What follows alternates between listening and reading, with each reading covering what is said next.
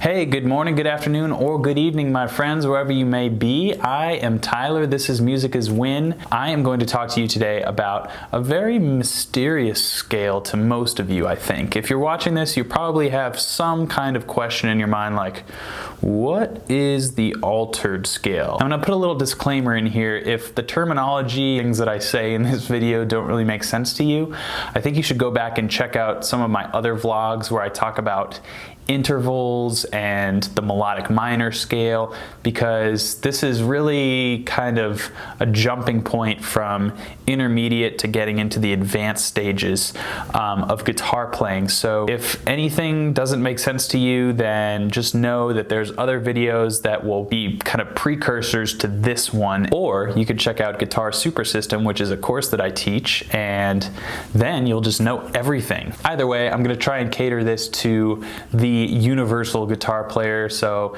I'm going to try and communicate as best I can with the mindset that you have no idea what I'm talking about, and I'm going to try and convey the things that I'm saying using sound, because everybody can recognize sound. Okay, I'm starting to ramble. Let's just get started. So I'm going to use the context of a blues progression of G7, C7, D7, just a 1-4-5 in that kind of mixolydian vibe.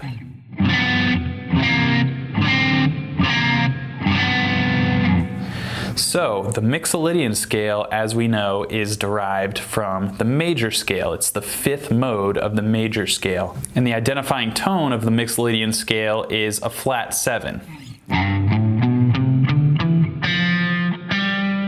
So the regular Ionian mode, or the first mode of the major scale, would have a natural 7 or a major 7. But the mixolydian scale has that bluesy flat 7.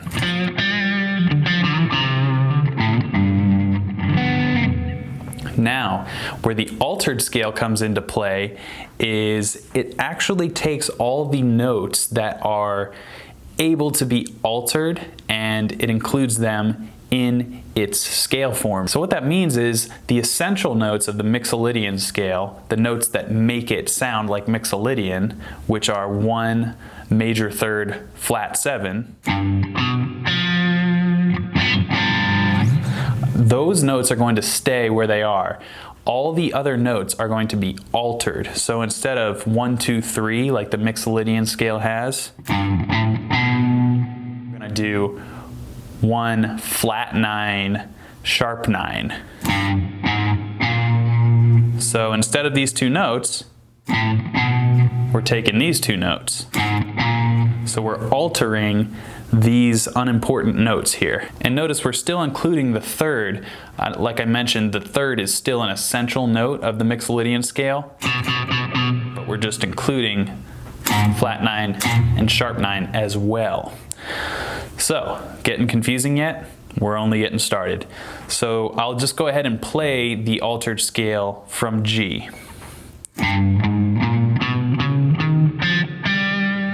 So on this next string, just as before, we're altering two of the notes. So instead of this 4 and 5, we're altering this to flat 5 and flat 13.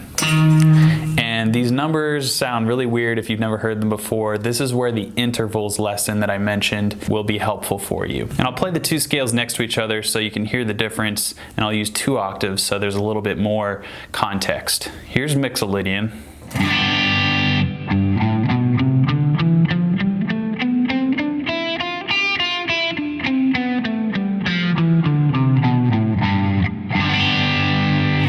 Here is altered.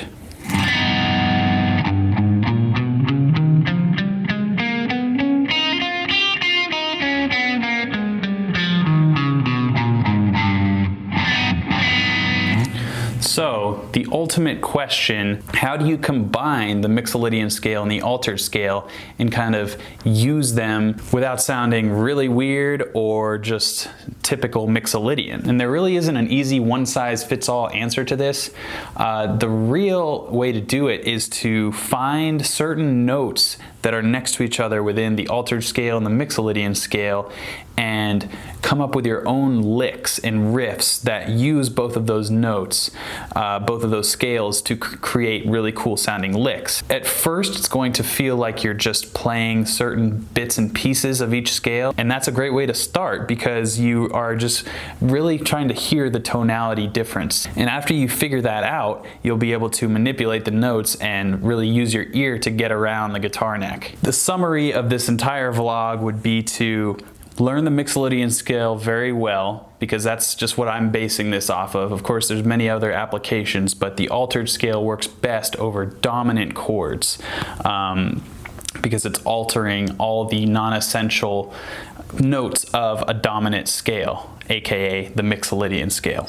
So what you want to do is learn the mixo scale really well and then apply this 7th mode of the melodic minor scale, also called the altered scale, to this chord progression where it fits. And I like to throw it in as chords are changing, so I'm not going to kind of vamp on an altered riff for very long. It's really more of like a passing riff to get from one chord to the next.